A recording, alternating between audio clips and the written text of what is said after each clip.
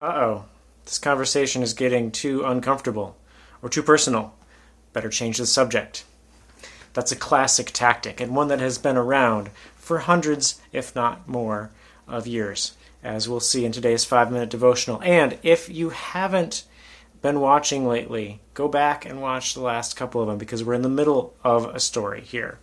So Jesus is talking to a Samaritan woman at a well in John chapter 4, beginning in verse 16 today. Jesus said to her, "Go, call your husband, and come here." The woman answered him, "I have no husband." Jesus said to her, "You're right in saying I have no husband, for you have had 5 husbands, and the one you now have is not your husband. What you have said is true." The woman said to him, "Sir, I perceive that you are a prophet. Our fathers worshipped on this mountain, but you say that in Jerusalem is the place where people ought to worship."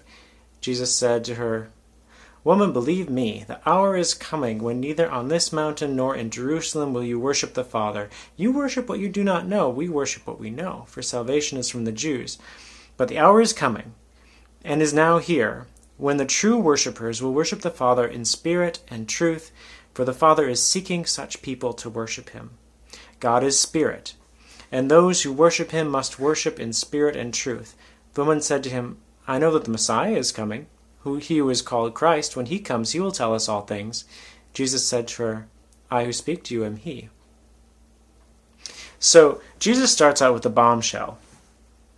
He asks her to get her husband. She's like, "I don't have a husband." He's like, "Yeah, you've had 5 of them. The guy you're with right now really isn't your husband." This might seem a little bit harsh. We had not previously discussed why this woman is all alone coming in the middle of the heat of the day to a well. Well, it's kind of the worst time of the day to do this, but it's a time where you're not going to run into anybody else.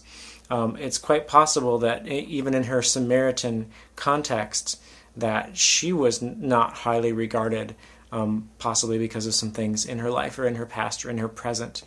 And Jesus comes right out and confronts those things. So that may seem kind of harsh, but think about it. He's already gone through and broken down barriers with this woman, from racial things and from gender things. He's wanted to drink from her vessel, which a Jewish person wouldn't do. And now he's coming out, and maybe she would have thought, okay, he's treating me in this weird way where he's like, not treating me as unclean. Maybe it's because he doesn't know about what everybody else in my village knows about me. And here Jesus is demonstrating that he absolutely does know. He does know who she is. He does know her reputation. And apparently it doesn't put him off.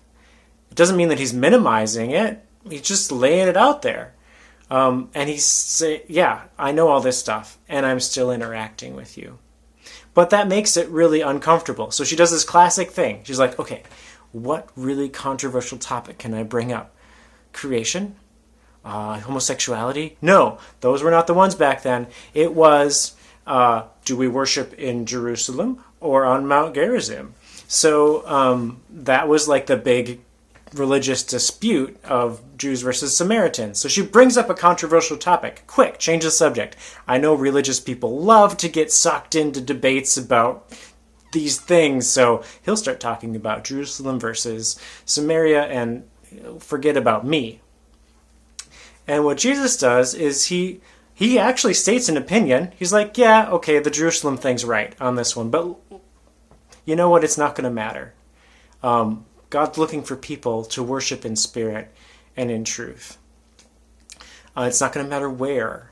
And that's a bigger theological thing, but I think in the context of this conversation, what it means is Jesus doesn't exactly take the bait.